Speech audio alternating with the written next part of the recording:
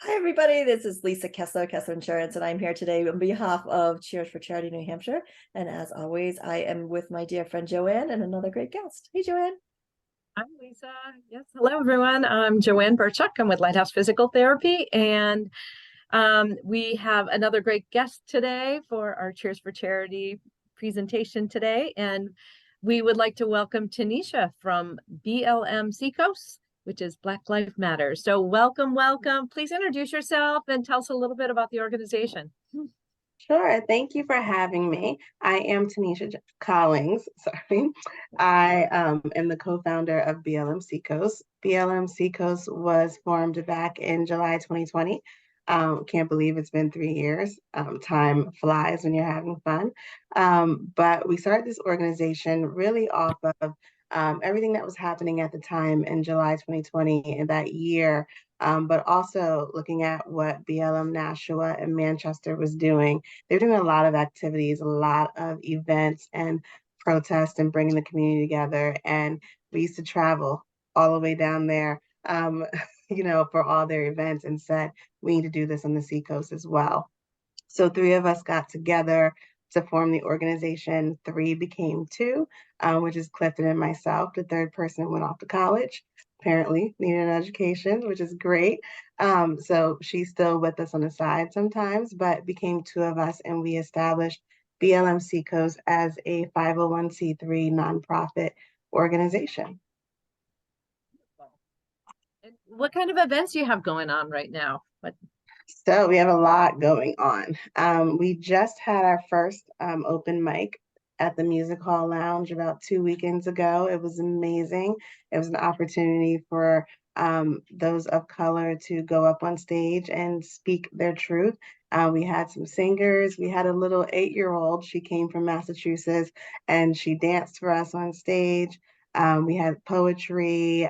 We had some singing. It was an amazing event.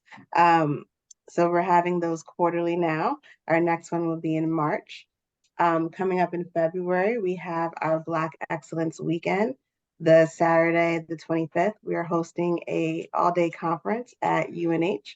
It will be presented by all BIPOC presenters. And so you'll learn about allyship, we'll learn about empowerment, we'll learn about healing circles, financial wealth. It is a great day of just spending time together, networking. It is open to all, but it's the first conference on the Seacoast that is only presented by those of color. So we are excited to do that on Saturday, the 25th of February. And then the 26th of February, we will have our awards dinner. This will be our third time doing that award ceremony. It's the first time it's going to be in person. We started it back in COVID, and the first one was on Zoom. The second one, we televised it in the studio over at Rochester High School. And this one we're actually doing in person at UNH as well for dinner. We honor about 10 individuals of color who are up and coming and making an impact, whether that is through business, college, undergrad, graduate. We do teens as well, community members. So there's about 8 or 9 categories. The nomination form actually went out today on our Facebook page and all of our social media. So if you know anyone that is doing amazing things, fill out the form. We have a team that does not see names or anything. We just see the story. And our team, which is consistent of our board, they pick out who wins. So that's kind of the big things that are coming up. And of course, our gala is September 30th this year. So yeah. Oh my goodness, all sorts of good things. All sorts of amazing things. Yeah. Gosh. Wow. Now, so just to get clarification around how the organization works now, do people become members, or do they just kind of attend events and then like support the organization in all the things you guys are up to in the community? Right. So we don't have a membership structure. We do have a board of directors and we have a leadership team. Our leadership team puts all of these wonderful programs and things together. And then we have our volunteers. So folks can sign up to volunteer within the organization, whether that is to volunteer to help out at an event, be on a committee. We do have an event committee. So like our open mic nights are a couple of us getting together doing those. So there's several ways to get involved. And if you want to join our leadership team, there's a whole application process for that too as well. So yeah. Very cool. Taking notes. So Yeah. that's awesome. And your group has really built a solid foundation in the past 3 years. You know, I follow you on social and get to see the community that it's really, you've built a true community. Mm-hmm. So, you know, so can you talk a little bit about how that community sort of formed and what you're seeing coming from that? I just feel like there's a lot of good energy around it right now. It's a lot of good energy. If you would have told us 3 years ago that this is where we would be, we'd be like, no, we're just going to do a couple of things here and there. But we really formed into a family, not just an organization, but a family. With that came the following, you know, we were doing the rallies and the protests, and getting involved in different committees and making spots and seats at the tables. And through doing that, we also had a lot of organizations who supported us as well, that put our information out there. And that helped us to get this following that we have. We're doing a lot of things of giving back to the community. So it's not just even on the programming that we want to get people involved in. We're giving back. We have a huge mutual aid program. We've given out over $100,000 in mutual aid since we started it 2 years ago. And that's also where it comes from, is we are doing boots on the ground work. If someone of color needs any type of aid, whether it's rent, summer camp, electricity bills, any of those things, we pay it out in a very anti-oppressive way. We don't ask questions. We just make sure it's legitimate and we hand it out. And that has been amazing. We've had grants to help us, donors help us, all of that. Between that, and then we also have a youth division as well. And so our teens are also doing some amazing things.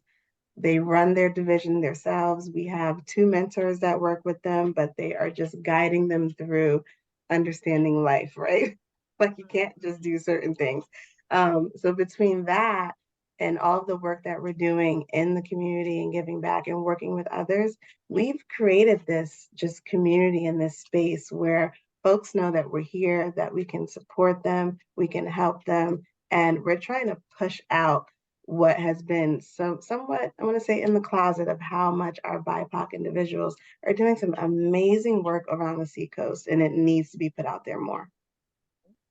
Love that. I didn't, you know, you and I spoke a while ago, but I Mm-hmm. didn't realize how evolved. I mean, I see bits and pieces, but to see really how comprehensive of an organization this has become, and the way that you're really creating, you call it a family, a community, you know, it's truly a way to elevate our whole Seacoast area with really talented people and supports and programming.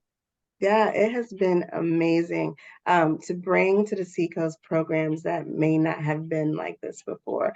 And it doesn't just touch, you know, all of us adults, you know, but it also is touching our young adults and our teens. And that's what's so important, because they're our voice, right? They're going to be this next generation that's going to take the change that we're making now and actually implement it. So hopefully with all of this, we're crushing all of the hate, all of that, and you know, it goes away. Hopefully, that's the goal. Yeah. Well, One step at a time. every steps in the right direction. You Mhm. know, I think it's just all positive, great things. And I love the group you have going with the teens, and they have their own, what a way to get them really engaged in the conversation and in the community. And I think I saw you also like provide scholarships as well through your program, which is, you know, what a great way to help promote their education. And We do stuff, provide really a good scholarship. stuff. Yeah. The only guidelines to our scholarship is that you have to go to some sort of learning institution, not just a 4-year, 2-year trade school, whatever that looks like. And we have a little application process, and we give out $1,000 to $5,000 that goes directly to the school or for whatever you may need it for. It's an amazing program to have, to be able to support. Yeah, that definitely, that's all that stuff adds up, right? It helps. Tell me about it. Yes, it does. Yes. That's fantastic. So you have a ton going on. You guys Mhm. are killing it. You got all these great future events. if anyone who's listening to this wants to be a part, get engaged, volunteer, donate, attend, what's the best way for them to really to be part of all this wonderful energy, or follow it, or what do you recommend? I'd say do it all. Go to our website, it's blmseacoast.org. They have a contact form there. We have a donation link. We have a volunteer form there. If you have teens that may want to get involved in our youth division, they have their own contact form there. And then, of course, to get the up-to-date, to-the-day information of what's happening, follow us on social media at BLM Seacoast on Facebook, Instagram, Twitter. And then it's also BLM Seacoast YD for Youth Division. They're on Instagram, and you can follow them as well. Oh, cool. I bet their stuff's fun. Yes. Yeah. Teenagers, yeah. Teenagers. Right. That is awesome. JoAnn, I'm going to ask your question, JoAnn, that you always ask. Which So I was probably about to ask. Go, you go for it. I'm going to steal it from you. I'm sorry. So if anyone is watching this, what's the thing that your organization, what do you need right now? How could someone who's watching this provide value back to you guys, to BLM Seacoast? We need, and I always say these three things, and I say we always need it. First is money. Everything that we do, it costs. We are all volunteers. None of us get paid in this organization. So we need money to do all the great things that we do.